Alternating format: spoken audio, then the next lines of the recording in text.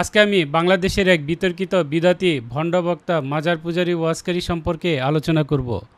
কোরআন ও সহিহ হাদিস ছাড়া যার ওয়াজে বেশিরভাগ দলিল মনগড়া ও জাল হাদিস হতে বর্ণনা করে থাকেন তিনি হচ্ছেন আল্লামা মুফতি ডক্টর সৈয়দ মোহাম্মদ এনায়েতুল্লাহ আব্বাসী ওয়াজ সিদ্দিকী।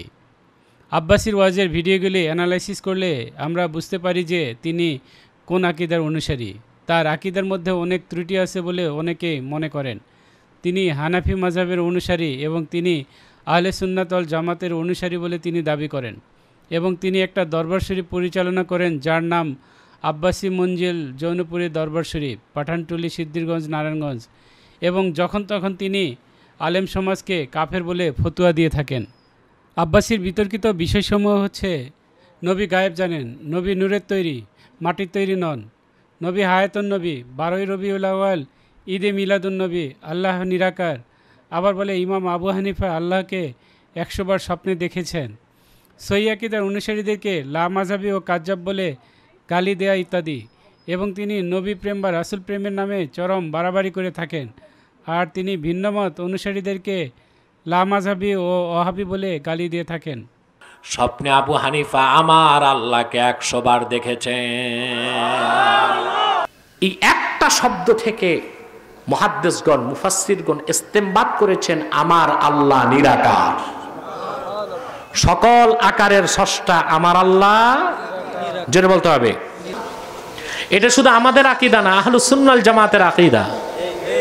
শুধু আহলুস সুন্নাহ ওয়াল জামাতের আকীদা তো বটেই, বরং ইজমাই উম্মত, দুনিয়ার পৃথিবীর সকল মুফাসসির, মুহাদ্দিস, আকীদার ইমামগণ রাসূল করিম সাল্লাল্লাহু আলাইহি সাল্লামের নূরের কথা বলেছেন। কিছু আলেম বলে যে বুকের উপরে হাত বেঁধে নামাজ আদায় করা সহি, আর আমরা যারা হানাফি মাযহাবের অনুসারী নাভির নিচে হাত বেঁধে নামাজ আদায় করি সেটা নাকি সহি হাদিস নেই।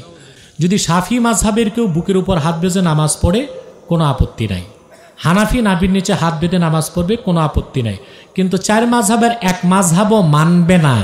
লামাযহাবীরা বুকের উপর হাত বেঁধে নামাজ পড়লে সেটা গ্রহণ করা যাবে না। সরাসরি ওহী পাইছেন 40 বছর বয়সে, তখন থেকে রাসূলুল্লাহর আদর্শ মানা যাবে, এর আগেরটা মানা যাবে না। জাহেল জানে না রাসূলুল্লাহ কখন থেকে নবী। এক সাহাবী জিজ্ঞেস করছেন, মাতা কুনতা নবিয়্যা, আপনি কখন থেকে নবী? রাসূলুল্লাহ বলেছেন, কুনতু নবিয়্যা ওয়া আদমু বাইনাল মাই রূহি ওয়াল জাসাদ। বাইনাল মাই ওয়াত তিন, এটা নিয়ে কি লোকাল আছে? এই হাদিস নিয়ে কি আছে?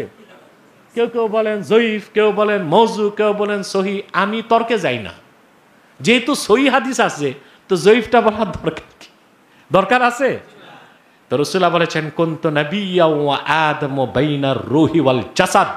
দুনিয়ার সব মৌলবী বসেও এই হাদিসের সনদে কলম দিতে পারবে না। আমি মুহাম্মদ তখন থেকে নবী, আদম যখন মানুষরূপী অস্তিত্বই লাভ করে নাই, তার একটা ছিল দেহে, একটা ছিল রুহু। সুবহানাল্লাহ। এনায়েতুল্লাহ আব্বাসী 1977 সালে সম্ভ্রান্ত মুসলিম পরিবারে জন্মগ্রহণ করেন। তার বাবার নাম নেসার আহমেদ আব্বাসী। তিনি দাবি করেন তিনি আব্বাসী বংশের সন্তান। তিনি জানান তিনি বিজ্ঞান বিভাগে উচ্চ মাধ্যমিক পর্যন্ত লেখাপড়া করেন। এরপর ঢাকার মিরপুরের দারুস সালাম এলাকায় জামিয়া হোসানিয়া ইসলামিয়া আরজাবাদ মাদ্রাসা ও পরবর্তীতে মিরপুর দারুর রাশাদ মাদ্রাসায় মেশকাত পর্যন্ত পড়াশোনা করেন। এরপর আব্বাসী চলে যান ভারতের লখনৌতে। লখনৌ বিশ্ববিদ্যালয় হলো ভারতের উত্তরপ্রদেশের একমাত্র রাজ্য বিশ্ববিদ্যালয়। সেখানে তিনি ইসলামী বিশ্ববিদ্যালয়ে অনার্স করেন অ্যারাবিকে 2 বছর। তারপর মাস্টার্স, এমফিল এবং ডক্টরেট ডিগ্রি লাভ করেন বলে তিনি জানান। মুসান্নাফ ইবনে জাকারিয়া লিবিয়ায় একজন সাহিত্যিক, তার উপর তিনি থিসিস করেন বলে তিনি জানান। পরবর্তীতে সিয়াসিত্তার উপর তিনি উচ্চ ডিগ্রি নিতে দারুল উলুম করাচিতে যান এবং তিনি পাকিস্তানের বিচারক তকি উসমানির কাছ থেকে সনদ নেন বলে তিনি দাবি করেন। বেশ কয়েকদিন যাবৎ ভারত থেকে আগত এই লোকটাকে দেখেছি বিভিন্ন ওয়াজ মাহফিলে বেশ প্রতাপের সহিত ওয়াজ করছেন। প্রতাপের সহিত বললাম কারণ আমাদের দেশে ওনার এত ভক্ত রয়েছে যে মাঝে মাঝে মাহফিলের জন্য ওনাকে হেলিকপ্টার করে এক মাহফিল থেকে আরেক মাহফিলে নিয়ে আসা যাওয়া করা হয়। উনি ডক্টর জাকির নায়েককে নিয়েও বেশ কিছু ওয়াজ নসিহত করেছেন।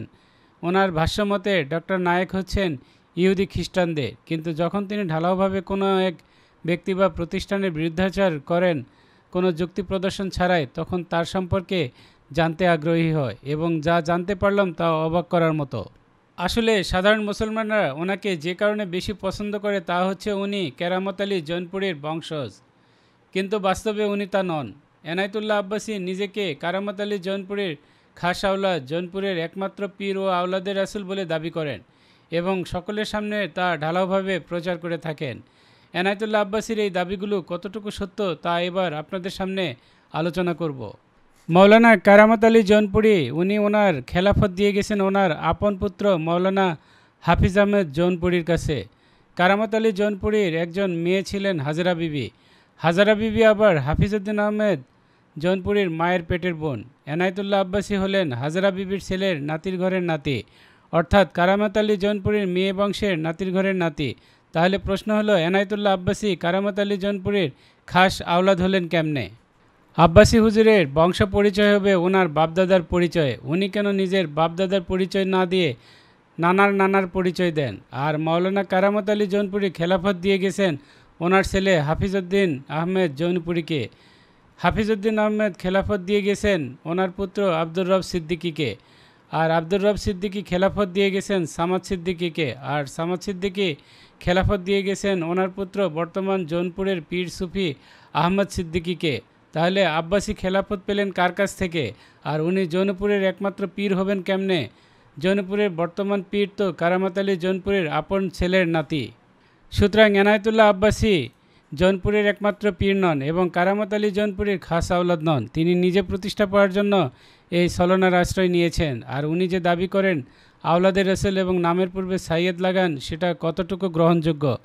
আমরা এখন থেকে পূর্ববর্তী কোনো জৌনপুরী পীর সাহেবদের নামের সামনে সাইয়েদ লকব দেখিনি এবং ওনারা কেউই সাইয়েদ দাবি করেননি।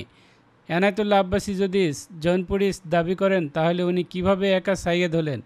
এবং সাইয়েদ দাবি করে কি উনি প্রতিষ্ঠা লাভ করতে চান নাকি নিজের মর্যাদা বাড়াতে চান? এটাই এখন বড় প্রশ্ন।